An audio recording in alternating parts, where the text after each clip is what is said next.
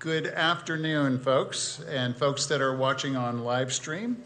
I'd like to begin by thanking you all for joining us today, whether you're here in person or joining us on live stream. And I also want to start with thanking the Cove and UC Irvine for hosting today's Candidate Forum presentation, as well as the City of Irvine for their support in recording today's program, and to our sponsors who are displayed on the screen up here. So thank you very much to our sponsors. And the UCI team, thank you very much. Appreciate that. So this year's election marks a significant change in the way that Irvine residents vote for council members. Historically, the city elected council members by using an at-large electoral system. Residents voted for as many candidates as there were open seats. This year, for the first time in the city's history, residents will vote for council members based on the district that they live in, so that's new. The city's divided now into 6 districts, 4 of which will be voting for council members in this election cycle. And the mayor will continue to be elected at large.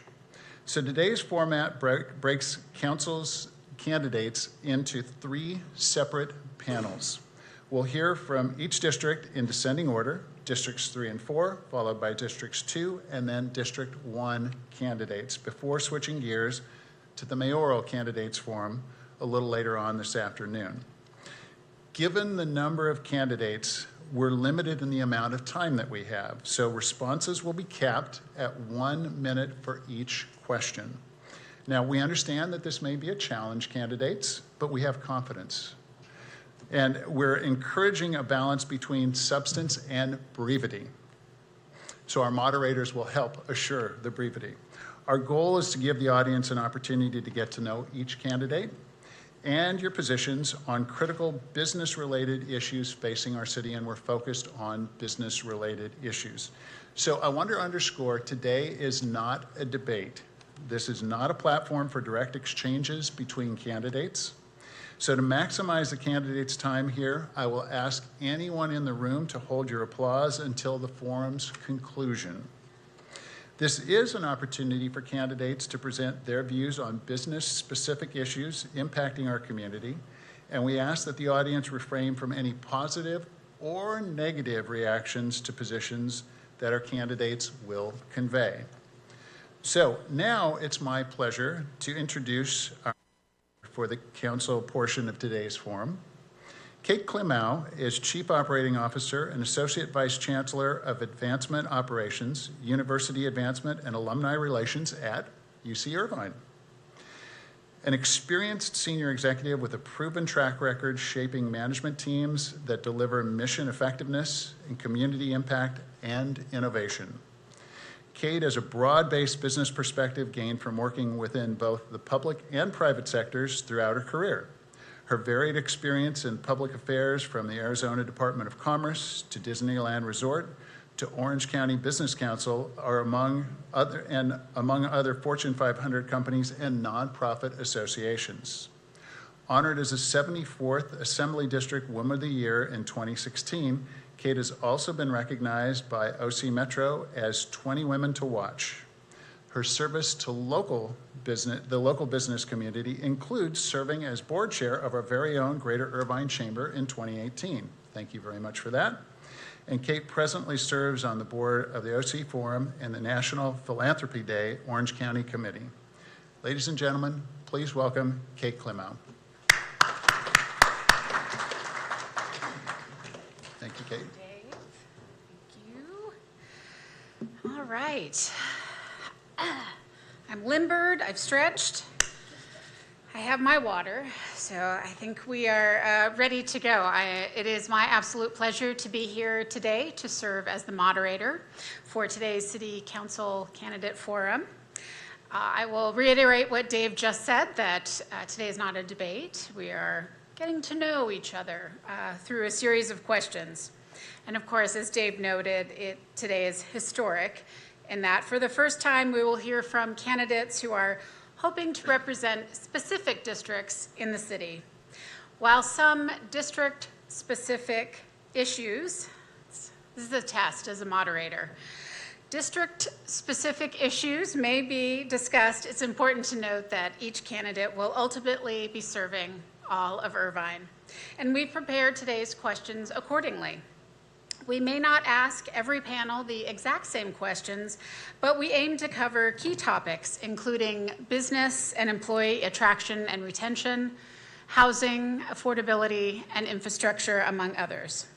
So with that, let's get started.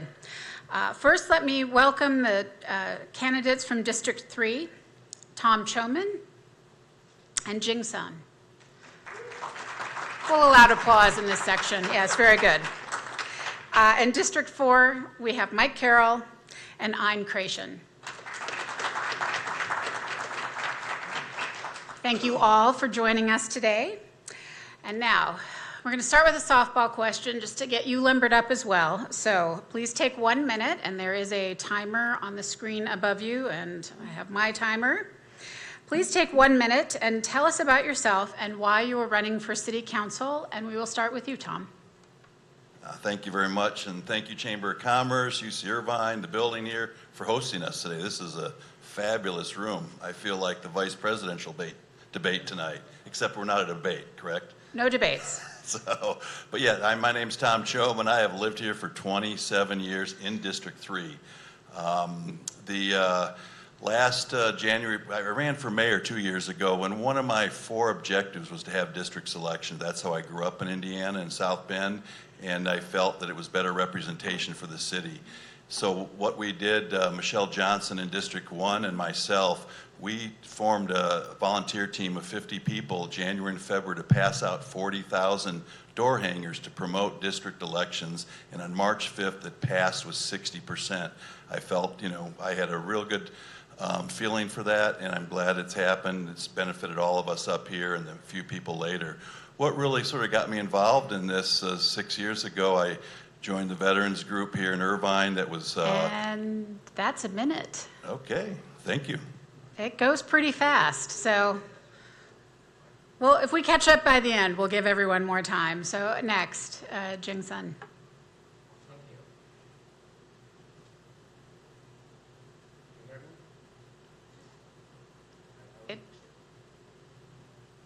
Oh, look at that collaboration. Excellent.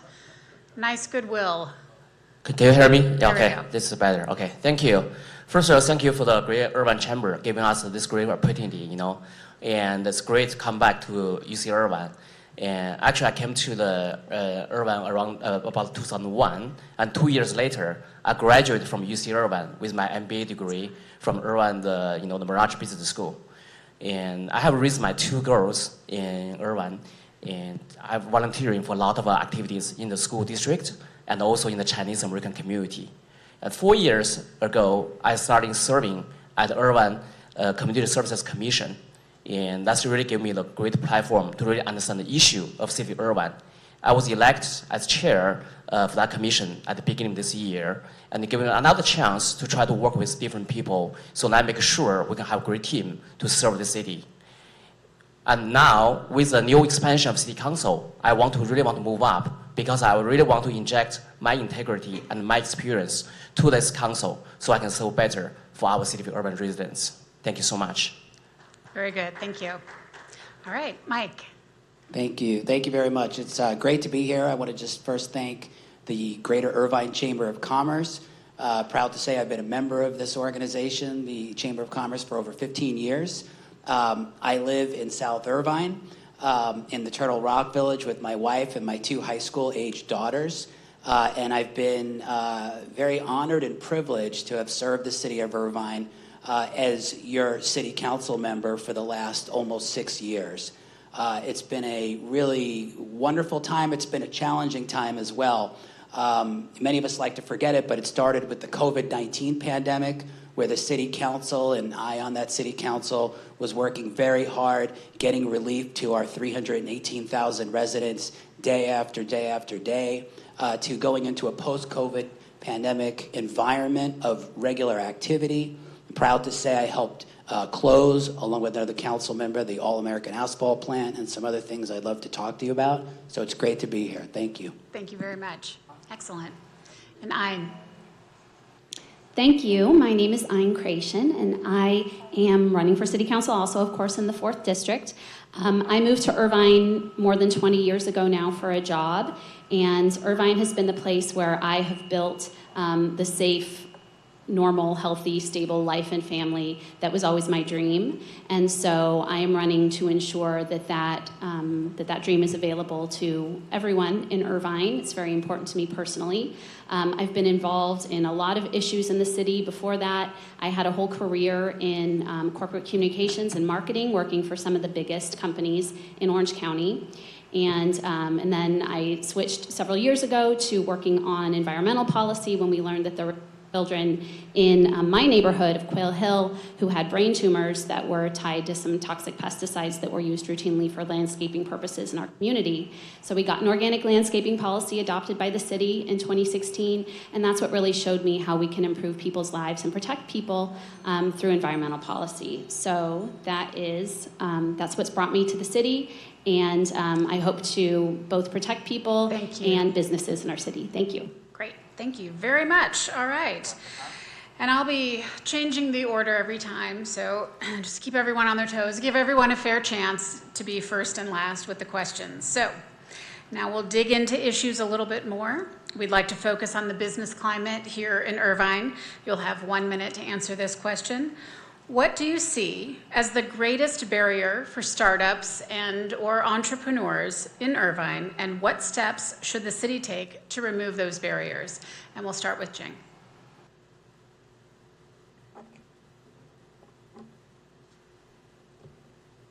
I think I really want to help a lot of small business owners to start business in the city of Irvine. I think one thing that for them is that's the rent.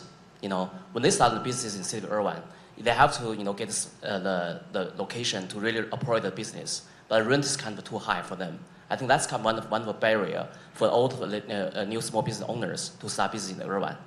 And for the city of Irvine, I think we can really try to help them to make sure that we can put a lot of incentives for them to reduce the rents so that they can have really reduce their operating cost.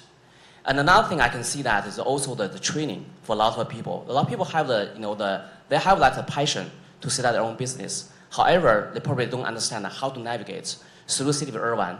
And I think that's very important for our city to provide that appropriate training for people so that they can really start a business, continue, and make sure that they can make the business to the next level. Thank you. Excellent, thank you. And we'll move down the line this time, Mike. Thank you. I think there's a lot we could do with respect to small business development in the city of Irvine, working with the Greater Irvine Chamber of Commerce. Our city is a number of things, but it is known as the city of innovation, which is our moniker.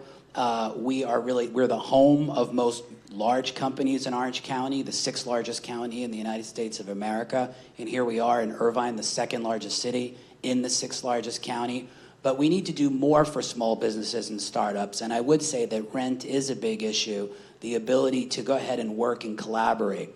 And one of the things that I've been working on at our Great Park, where I currently serve as the chairman of the Great Park, is a space for collaboration, but sort of a public-sponsored space where we have the opportunity to have new businesses share space. Almost think of it as a WeWork for profits, as opposed to, let's say, a nonprofit incubator. Much like this organization here, the Cove, over at the Great Park, there's a lot we can do to incentivize small businesses and give them a leg up. Thank you. Excellent.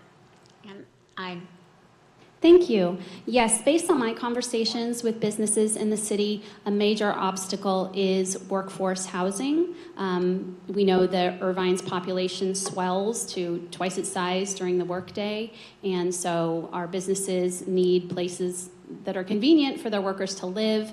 It's important for improving quality of life for those workers and sort of the sustainability of our business environment in the city. So I'm very supportive of ensuring that our housing supply meets that need. Other obstacles, we do have, the rising cost of doing business for our businesses in Irvine and throughout Orange County. And so I would be supportive of things that we can do to reduce, say, electrical costs for our businesses and other day-to-day costs that our businesses are paying. And in terms of other things that we could do for our businesses, I think that we could bring in funding from the state. I'll note that Orange County is last in the state thank you. among all California counties. Thank you. Thanks very much. All right, Tom. Thank you very much. Yeah, I don't, on the business part, I don't feel that it's my place as city council member to tell someone who owns property what they should rent it out for.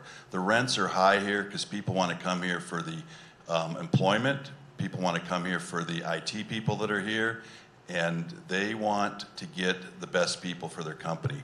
What we can do, though, as a city council is encourage businesses to come here through different technology shows, through maybe 1, 2, 3-year incentives. As they hire more employees, we can give them more tax incentives on the government side. But it's we live in a great city. We live in a tech center like we're here right now, and I want to keep that going, and I want to encourage more tech and more IT to come to Irvine. Thank you. Great, thank you. So that question was focused on startups. So now we're going to build on that theme and broaden that out a little and ask how Irvine can better serve businesses, large and small, in total. And with that, we will start with Mike.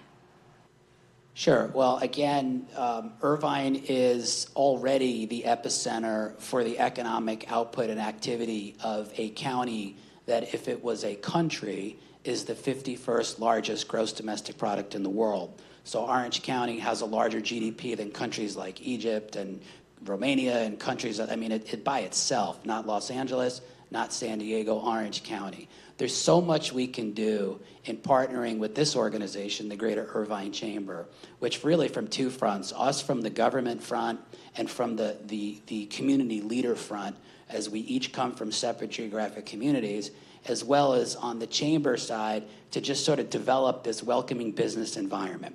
We all know up here that Irvine is a master plan community, and I would dare say that we would all agree that is the greatest master plan community in the history of the United States, where people come to live, work, and play. So we have to honor the work portion of that and keep things going and keep development going with proper commercial at all different stages. Great, excellent, thank you. Aye. Thank you. Yes, what I had started to say last time, and this definitely applies and would be beneficial to our larger businesses, is that Orange County is last in the state of California for per capita funding. And so like 58th among 58 California counties. And so there's a huge opportunity to bring in the kind of state funding that would be representative of the size and scale of our county. And I'm very much supportive of doing that, excited to do that, and I think it's been something that hasn't been properly attended to by elected officials in our county historically. And then I would also say in terms of transportation, being that Irvine is this employment center, we need viable methods of public transit for people to reach their jobs in Irvine and to make our economic activity, even more robust, and to reduce costs of construction of parking lots in areas that are not as economically productive as other areas in the city. Thank you. Great, thank you. We'll be touching on that subject a little later. Tom. Thank you. Yes, better serve the business, large and small. Again, the businesses coming here, they're buying property, they're trying to tap into this technology that we have in Irvine and employees we have here. What I hear the most, though, for these businesses is traffic and how they get there and how fast they get there.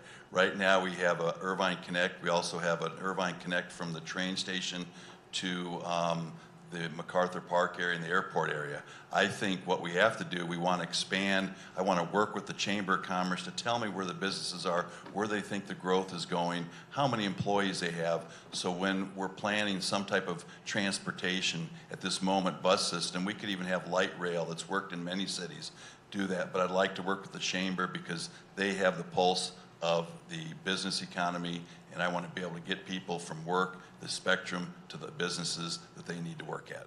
Thank you. I think Irvine has really unique, the ability for attract a lot of talents into the city. However, the housing affordability is really a big issue. That really affects a lot of the companies to really hire employees. So I think that's making the housing affordable is really important, especially for the workforce people to really can have lived in Irvine. I think that's one thing the city can really help. And another thing really I really agree is that, the public transportation. I think that's another thing, and we don't want to have the big traffic. As we all know that, during daytime, the city of Irvine population is really twice the real population of city Irvine. So that means, during the rush hour, we have a lot of the cars on the, on the road. That's caused a lot of, anxiety and among the people. So how to make sure that we have a great infrastructure for public transportation, how we can work with the different, stakeholders, both the city of Irvine and the Chamber of Commerce, and all the different business. So I make sure we can make sure that have very smooth public transportation for all the company, so that the employees can go to work, come off very easily. Thank you. Okay. We're going to pivot to workforce development. What investments should the city make to ensure Irvine has a thriving, diverse workforce? And with that, we're starting with Mike. Sure. Well, yeah, I'd be happy. I would say that from my point of view, it has to begin with workforce housing and affordable housing. There needs to be a scale of housing that exists in our city that caters to people at all levels of the spectrum of our general economy in our great city. And we do really well at one thing, and it's called market rate housing, and it's really expensive for a lot of families. And we do really well at other forms of housing as well. But the one area of housing that we need to do more in is affordable housing. We've done a lot. In fact, I was one of the 5 council members that voted for the largest affordable housing project in the history of the state of California and maybe the entire country, the renovation of what's the Irvine Marketplace on Jamboree Road. We have to have housing that fits for the people that work here at all our sectors and not just for one sector. If we don't, we're going to become one of these random retirement communities. Thank you very much. Thank you. In terms of workforce development, I think I agree that obviously we need the housing that's going to sustain folks and be a place for our workers to live in a sustainable way that they can afford. In addition, I would say in terms of supporting our education system, we can provide transit between key areas of the city and make it easier for students to travel between parts of the city. I think that we need to, importantly, provide school bus transit. That was a program that I championed in Southeast Irvine for University High School, knowing that it is extremely difficult for working adults to leave the workplace halfway through the day to transport their kids to and from school. And so this is absolutely like an economic issue. And so as increasingly our schools are built at greater distances from our houses in the city, we're going to need to ramp up programs like that so workers can spend the workday doing their work instead of driving around shuttling children here and there. So anything we can do to make our neighborhoods... Thank you. Thanks. Tom. Thank you. Yeah, workforce development really starts in the elementary schools, the high schools, moves on to Irvine Valley College, and moves on right here to UCI. So education, as important it is in Irvine, it's going to stay important when I'm in city council. And that way we can have a thriving workforce. Also working with the Chamber of Commerce, what type of jobs are out there? What type of jobs do you see in the next 10 years? The Chamber is going to know that better than I am as a city council member.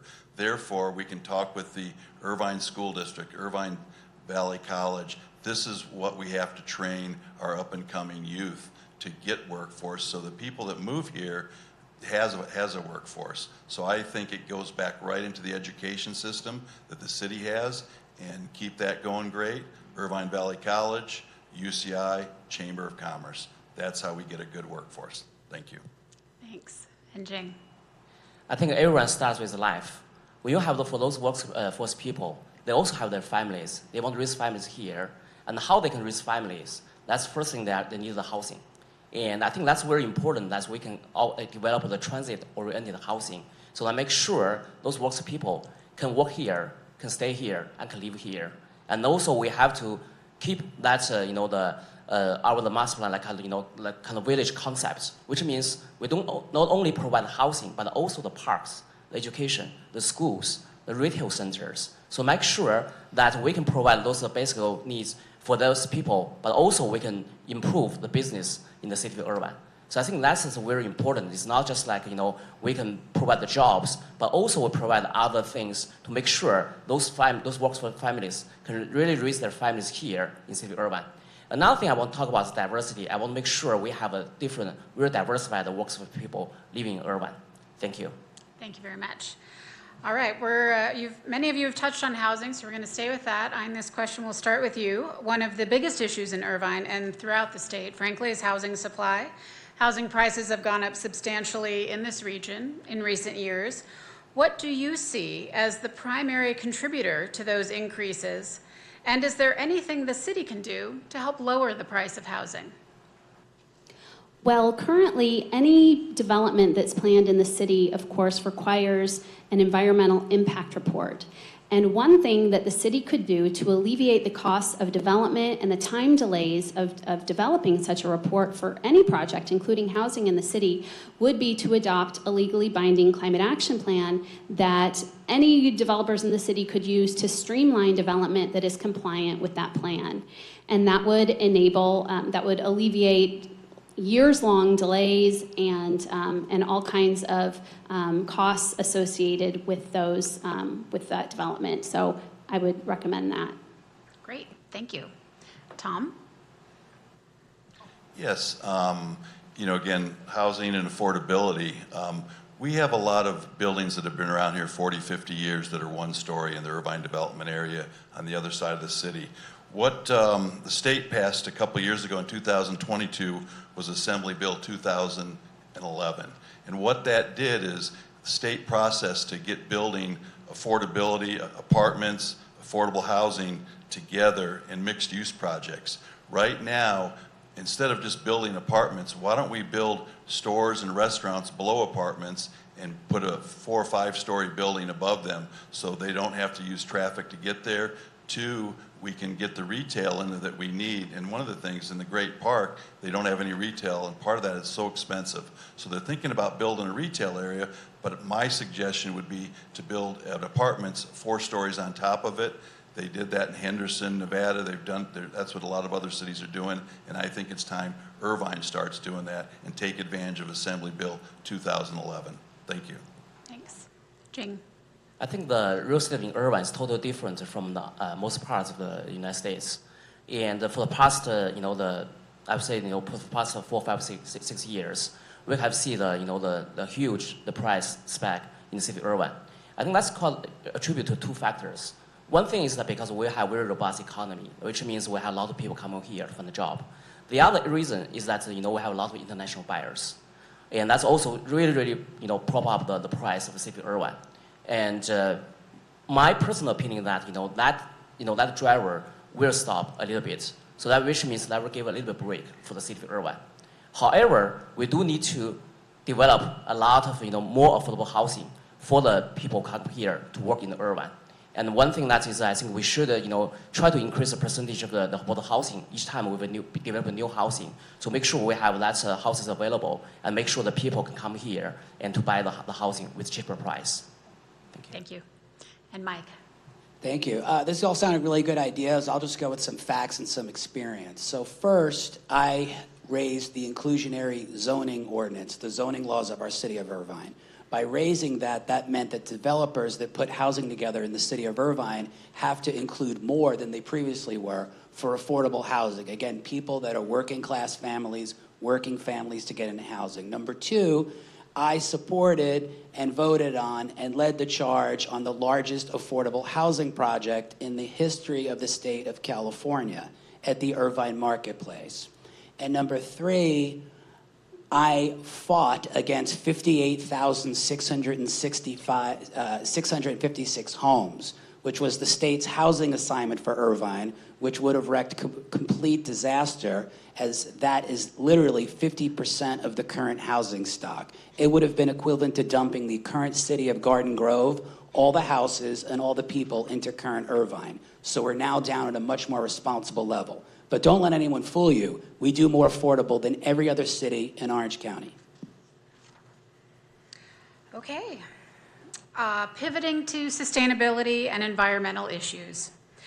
And Tom, we'll start with you on this one. Are there any energy sources you believe the city should prohibit businesses from using? And is there a role for the local government to provide alternative solutions for those businesses? I know that's a lot for a minute.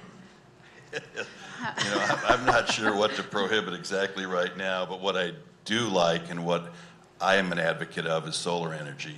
And that can be used on buildings, that can be used on homes. A few years ago, we had a chance to jump into the OCPA electric company for Irvine, and I really didn't want to join that. We'd stay with Southern California Edison for renewable energy. I took it another step farther. We put solar on our roof, okay?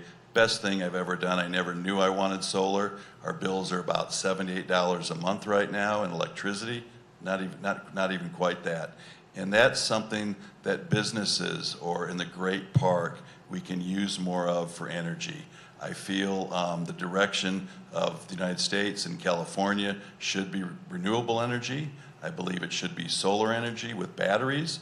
And I think we can add incentives for all homes and businesses, $5,000 to a business to put solar on their roof. And that would be my idea when I'm in City Council. Thank you. Thanks, Tom. Jing. Yeah, regarding the traditional, the energy sources, yesterday I was listening to NPR radio, and I was heard news, in some part of the England, they were closing the, I think the coal factory. I think that's great to see that we have to be away from those like fossil fuel resources. We should use clean energy for the companies, and solar energy, wind energy, and also the battery storage. I think that's all the good for the city of Irvine. So that tells us, if we want to be the sustainability of leader for the Orange County, that we have to encourage a lot of the business who's doing the clean energy and to come to the city of Irvine. And we have to provide the different incentives to make sure they can come to here to help us, and so we can work us, so we can really provide a lot of the new energy resources to make sure we can reduce the carbon print in our city of Irvine. I think that's very, very important. Thank you. Thank you. Yeah, Irvine is really a leader in sustainability and in the environment. And for the last 6 years, I've been a champion for sustainability and the environment. There's a mix of energy that really works for everyone in our master plan community, for our single-family homes, to those in attached, to those in apartments, and every single type of housing and commercial. But what I am against is banning things. So the city council voted 4-1 to ban and take away all natural gas. I was the one vote. I voted against that because I think natural gas is okay. I think that there is an element in our master plan and in our community for natural gas. But sadly, our city council, they took a real, what I call, it was a new word that I learned, they took a performative view of taking away natural gas. Because they took away natural gas, but they provided 2 exceptions. Hot water heaters for the big billion-dollar real estate developers as apartments, and open flame cooking. So what they did was they targeted the gas barbecue at my single-family house and other residents' gas stoves, and it made no sense whatsoever. So if we're going to do something, we need to be considerate. Thank you. Hein. Thank you. Yes, science is clear that we need to stop using fossil fuels. And unfortunately, those are fuels that have been subsidized in our economy for a long time. So we know that this transition does bring real costs for businesses in our city. And so I think it's very important that as we make this transition, that we help to alleviate that transition as much as possible and instead incentivize the kind of all-electric construction that is necessary. This is also very much built into the building codes and will be going into effect in 2026 in the new building codes. So it's not something that there's really much escape from, but I think we can use things like the Orange County Power Authority to provide solar programs that are going to work for businesses and for residents. This is something that through regulation at the CPUC and other places is very much under attack, but that we can support through programs like the Orange County Power Authority. Thank you. Thank you. All right, we're going to stay with you, Ein. There has been a lot of work in Irvine centered on the Climate Action and Adaptation Plan known as CAP. Do you believe that CAP should be an enforceable regulatory document with mandates on the business community, or should it be a guidance document? And what do you believe is the most important element of CAP as it relates to decreasing carbon emissions?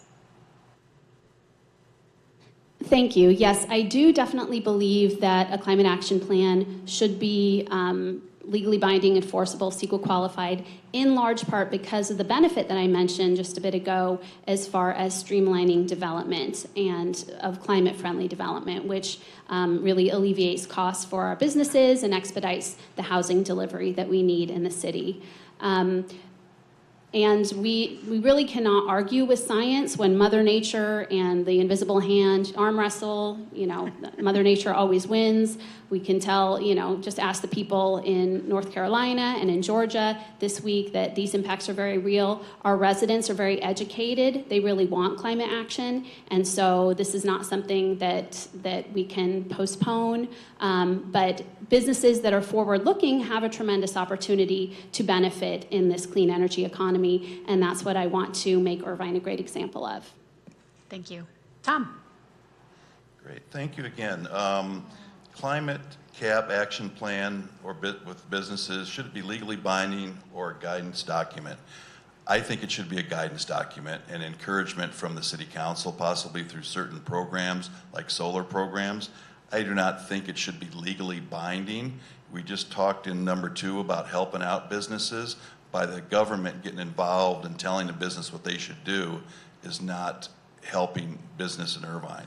So I think we should have a very good guidance plan along here. I feel, again, going back to my solar program, and electricity is certainly the forefront of California right now, and I'd like to stay along that line and encourage businesses through incentives and help guide them along to get better climate for our city, our state, and our country. Thank you. Thanks. All right, Jane. I do think science is very important in our life, and we have to think about the future generation. So that's why we have to make sure that we really consider about those climate action there. But on the other hand, we also understand a lot of the new things were probably added at the cost, to the business.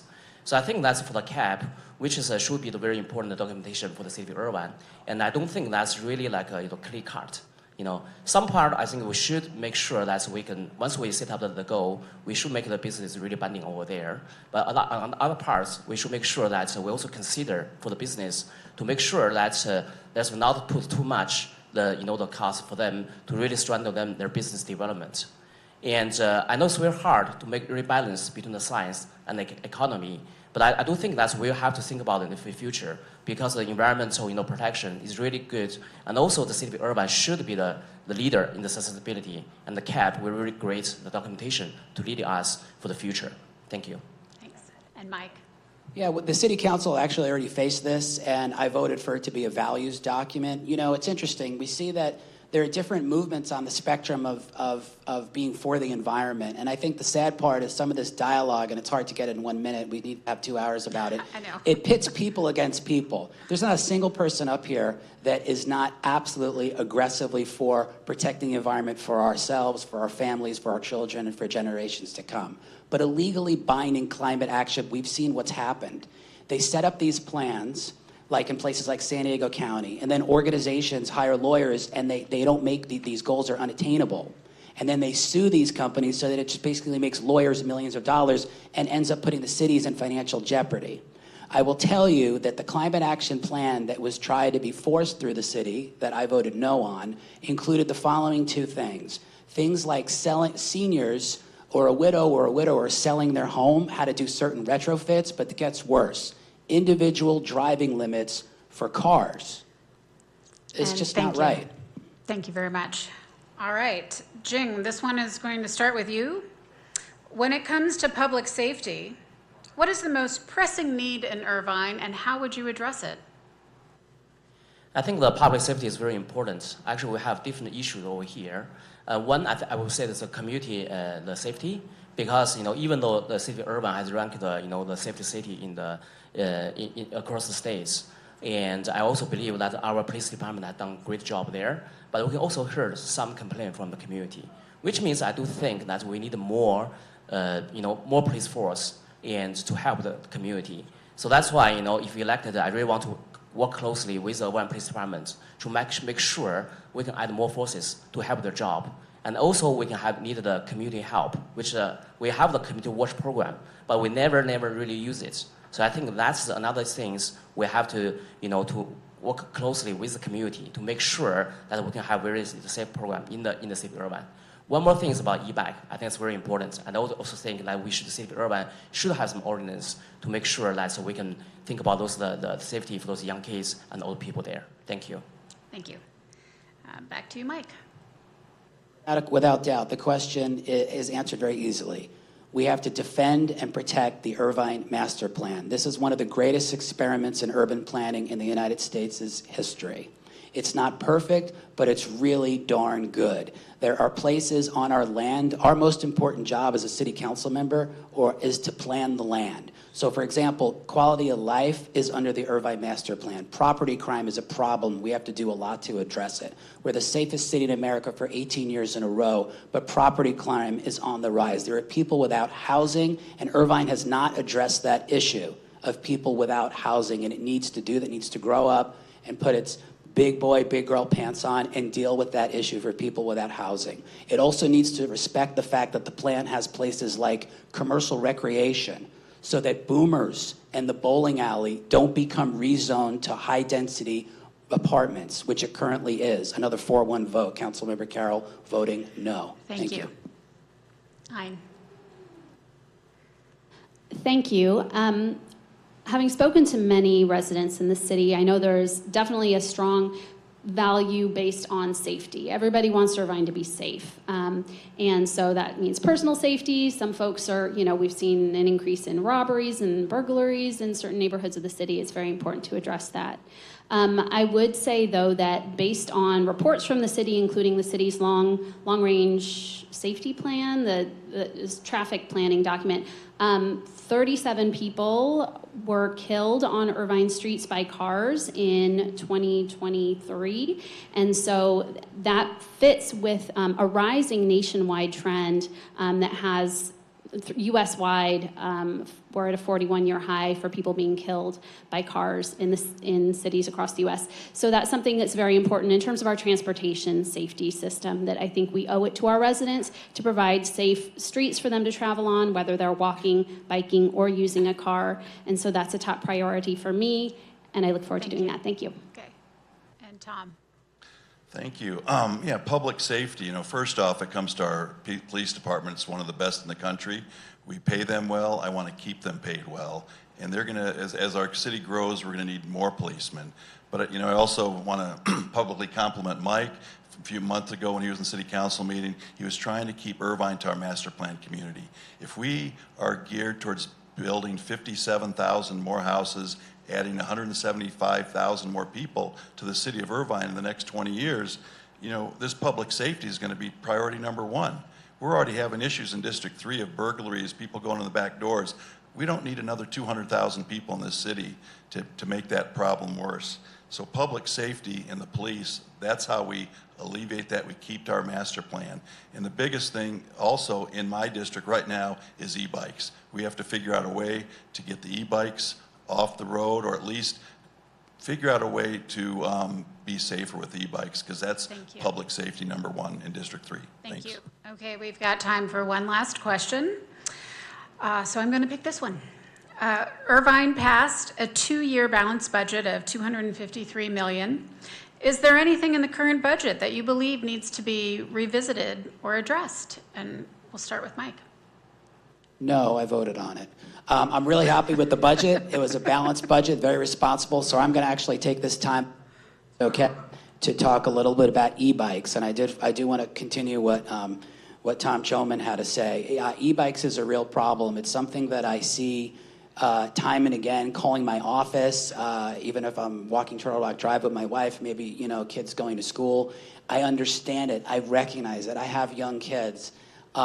They're really cool vehicles, but you see, that's the problem, ladies and gentlemen. Let me give you the public service announcement. They're vehicles. They're like mini motorcycles.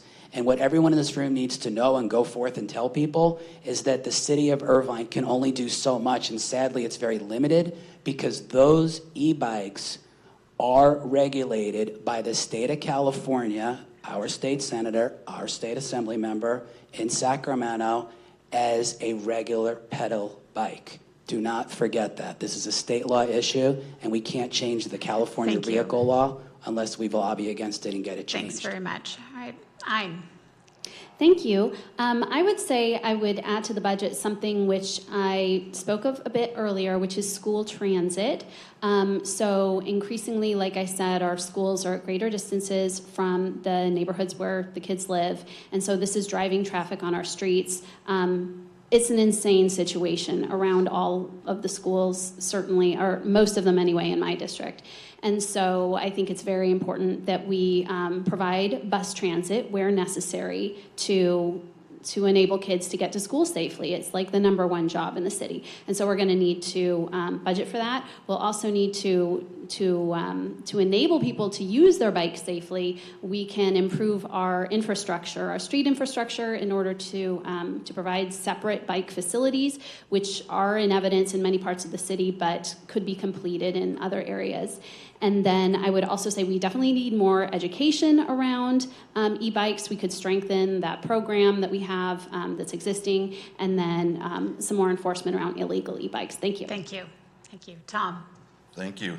Balanced budget, you know, I've not participated completely in it like the city council has and the employees of the city of Irvine.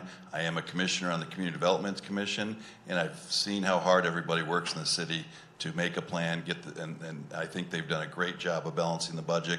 Something that I would like to help the budget with is alleviating the Orange County Power Authority, the OCPA.